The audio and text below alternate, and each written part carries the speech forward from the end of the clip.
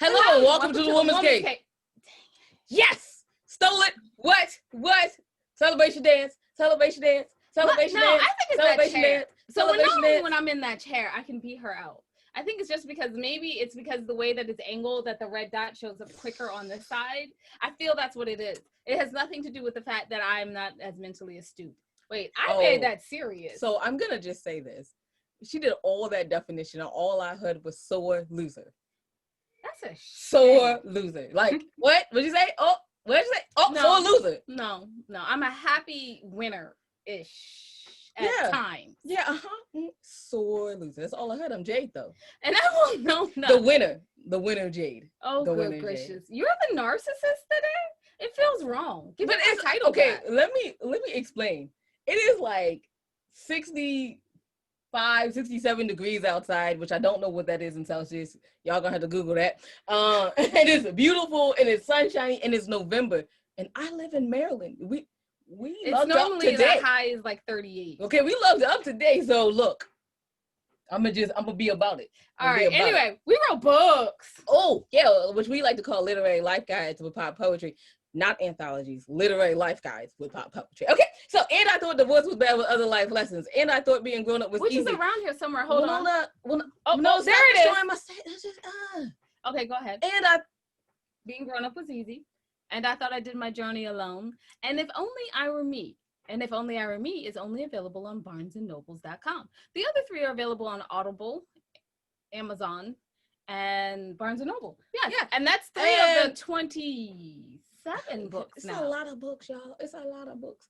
All right, so what was I going to say? Oh, yeah, you can find out everything your ladies are doing, including their magazines, on www.andwethought.com. But y'all aren't here to hear about us. Nope. Here to hear from my wonderful guests. Wonderful guests. Would you like to introduce yourself? I'm stealing that because you took my woman's cave. Would you like to introduce yourself?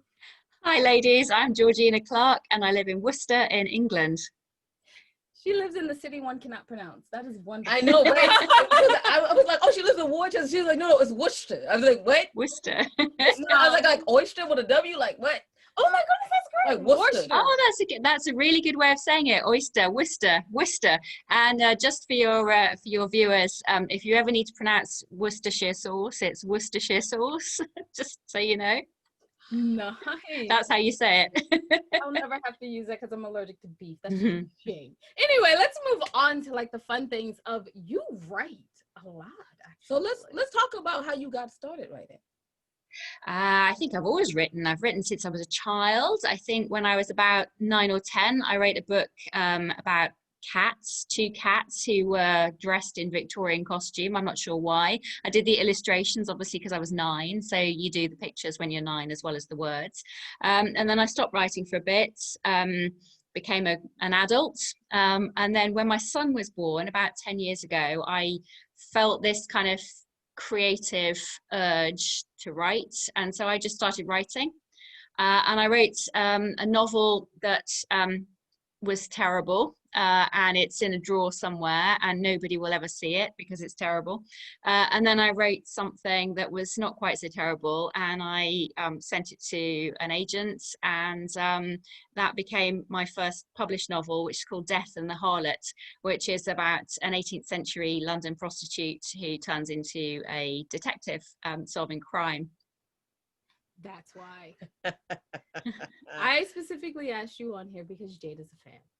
Yes, because I'm a fan. I just great. Oh, fantastic. Oh, thank you. I mean, hilarious. Okay, that's not hilarious. And like the second in the series is fabulous. Oh, yeah. Thank you. Thank you. I'm just waiting. I'm waiting. So how do there is a third one. There's a third one. It's written. It's ready. I'm just having a few publication issues at the moment, so it's not quite ready to go yet, but it's nearly there, and it will come.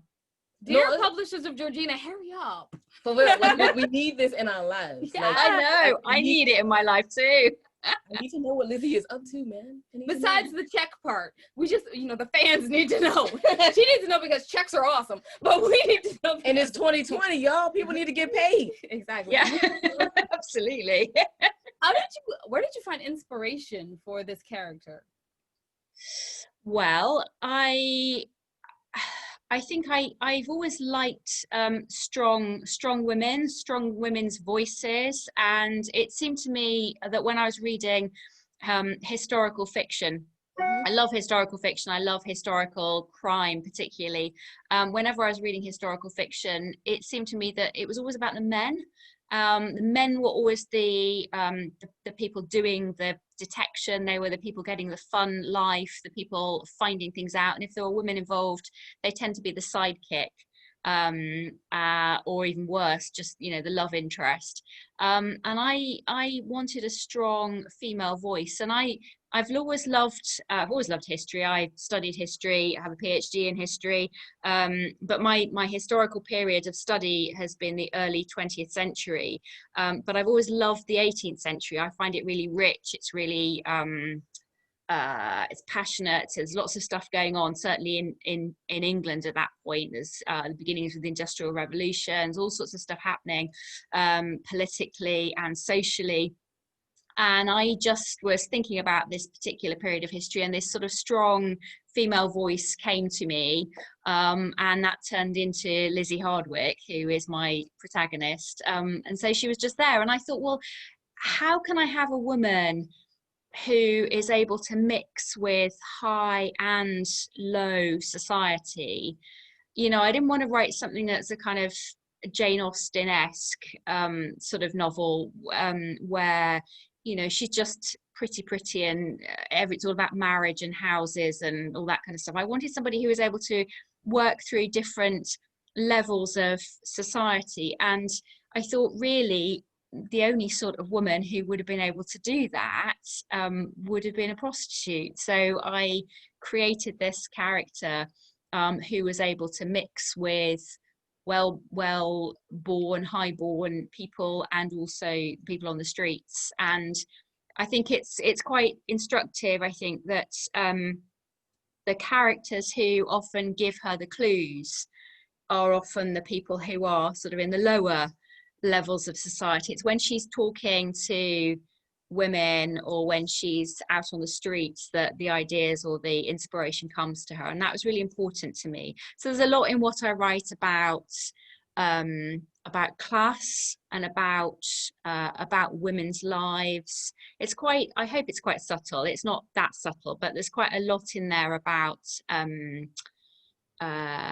hypocrisy and about how the women who are overlooked can often see what's going on in a way that she wouldn't necessarily do if she were pretty in a Jane Austen house. You know, that's kind of why I wrote her. Yeah, I loved the plot twist with the we can't even tell you, but we loved it. We loved the plot twist because we don't want to spoil it for everyone that checks it out. Spoilers, no. No spoilers, but I'm just saying it was nice. It was really nice.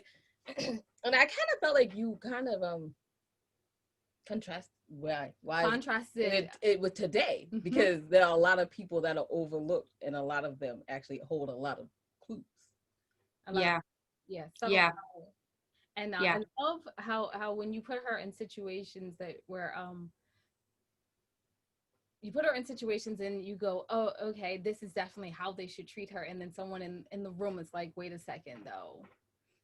There's something out of place here. Like, she knows a bit more, she's more intuitive, and it's so funny because I think about it how we actually do business, and they put you in the room and you're cutesy and you're nice, and then it's like, wait a second, someone's like, wait a second though, something out of place here. There's something out of place, and I'm like, how many women do that today? Yeah. I think that's true. I think she's able to. I mean, when you get to read the third one, you'll discover she's very intelligent. She's very educated. She's already out of place. So she's already dislocated from her background, and she brings all of that to the situation that she finds herself in.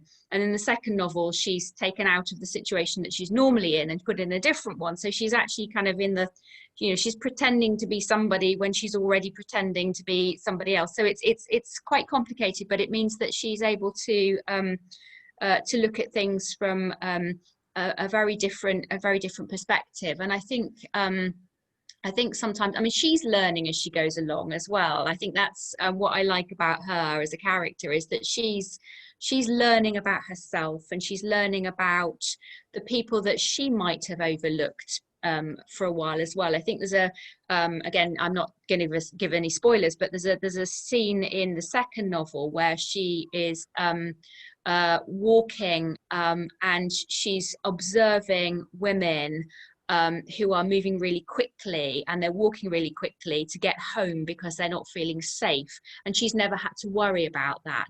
Now, I mean, I know, I'm sure you feel the same as well. You know, when you're walking home from somewhere at night and it's dark, you know, as a woman, there's automatically a kind of physical, not a fear, but a kind of an awareness. You're always very aware of your surroundings if you're walking home at night on your own, and women walk quickly at night when they need to get home and they're feeling a little unsafe, and I thought, you know, there's still that now. We still are the ones who have to walk quickly at night. And make a joke yes. here because it got so serious, but you know, Yeah. I used to always feel that way, and then I gained 50 pounds, and I'm like, I'm not that way. Don't nobody want me, and I have very little cash on me, so we good. Yeah, I'm old. Yeah, you see, I'm now old, so I don't worry quite so much anymore.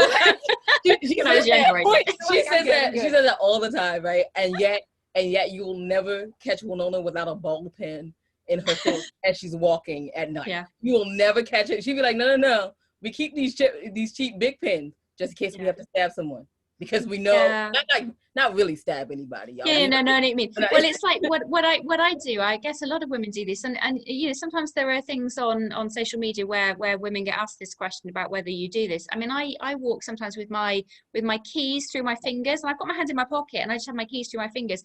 And I think, why am I doing this? Why do I have to do this in the 21st century? Why am I having to do this?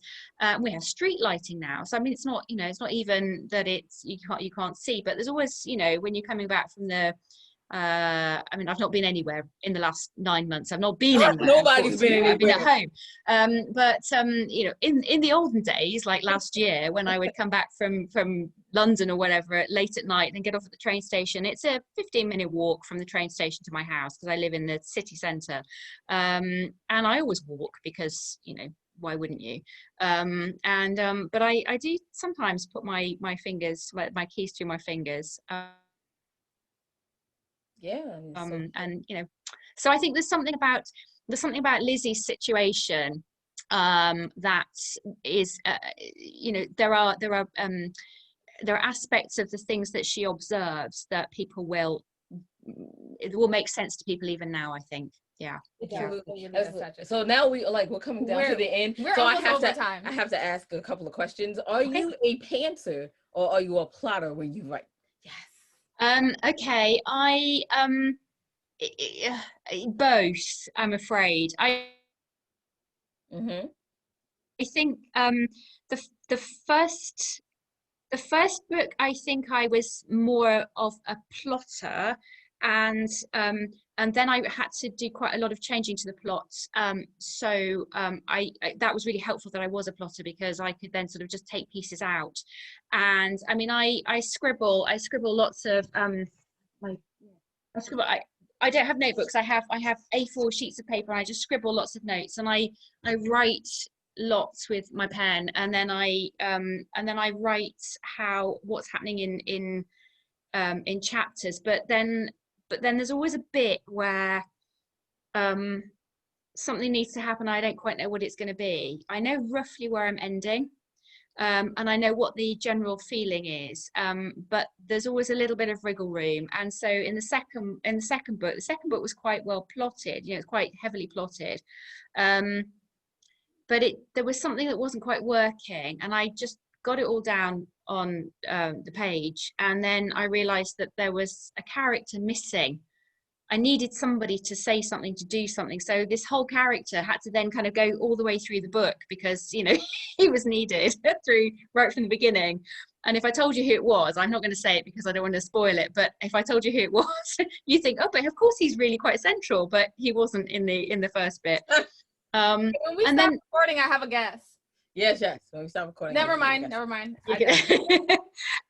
And then the third one that isn't published yet, I was really quite vague with that one, and that was a real that was a bit of a pantsy one, but it had to become quite tightly plotted in the end because it's quite complex, and I think if you're writing crime fiction, you have to have a bit of an idea about where you're heading, but mostly for me it's a kind of it's sort of ideas, and there's some scenes that are really key and some scenes that I really know what will happen. Usually the discovery of the murder is a fairly kind of, that's a big scene. Certainly in the second one, the discovery of the murder, which you'll remember is quite a big scene.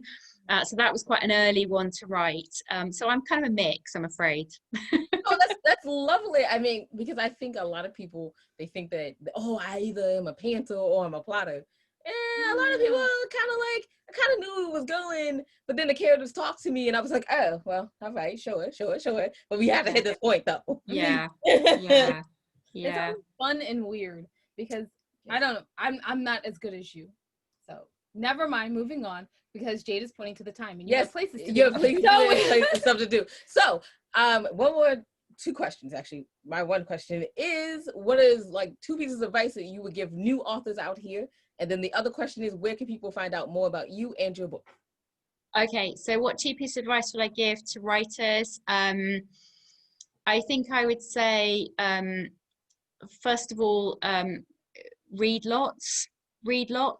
And when you think that you've read everything, read some more, because writers are readers effectively, I think, and read. Mm-hmm. Read in your genre, but also read around, read other stuff as well, read nonfiction, read as much as you can, because that shows you, I mean, it's basic stuff really, but it shows you how to put sentences together. It shows you how to plot, but also how to do a different voice, or how to phrase things. And don't copy, but you just kind of soak it all up, and yeah, so that's one. And the other is, I think, don't panic, because your book will never appear out of nowhere. You have to take your time, you have to do it, and it takes the time that it takes. The guy who just won the Booker Prize today, he's made some comments about the fact that his novel took 10 years to write and 12 years to sell, and I mean, so it's the right book at the right time, and you can only write your own book, and you have to take your time and not panic over it. So although my third one hasn't been published yet, I'm not panicking about it. I'm writing something completely different at the moment, so but that's quite fun. But yeah, so just don't panic. So yeah, do your reading and don't panic. And something about where you can find my books. So there's 2 published at the moment. The first one is called Death and the Harlot, and the second one is called The Corpse Played Dead. And you can follow me on Twitter, Clark Georgina 1. I am on Twitter, or you can access my website, which is georginaclarkauthor.com, I think it is. I can't remember which dot it is, but Georgina Clark Author will get you to me. And if you do get in touch, as you'll know, if anyone gets in touch, then I will respond, because I love it when people contact me. It's great. it was so dope. Like when she just like contacted us back. Stop it! I thought she was be like, no. It's great. It's lovely. Yeah. Thank Yeah. you so much for coming today. I know. We say it all the time. We're overly thrilled. Oh yeah, I'm overly thrilled today. So thank you so much for coming on today. We really appreciate it. And I guess I'll go ahead and wrap us up. You can find out everything your ladies are doing on www.andwethought.com. While you're there, take a moment, go down to the homepage and see the new podcasts that we have going on, and also the new magazines that are up and out. And probably some new books that we have out, y'all, because we have, as promised, we delivered 1.5 books this month in November. We delivered it like we promised we would. We did start writing. So high five, high five for that. Woo! It was a lot, but we got it done. So, also more importantly than all of that, please take a moment, go to the ladies tab, go down in the middle and see the charities that we proudly support. Maybe you can support them too. And if you can't, that's okay. Just maybe you can add them or send them a nice email and tell them thank you for doing this wonderful work in the world, because we all need encouragement. Even the narcissist sitting to the left of me will know that. Needs encouragement sometimes. Especially today. Okay, move on. Just remember, y'all, the wisdom is all around you. If you're open to finding it and accepting it. So peace and love, you guys, from Will No. and Jade, bye-bye. Oh, yeah, thanks for listening.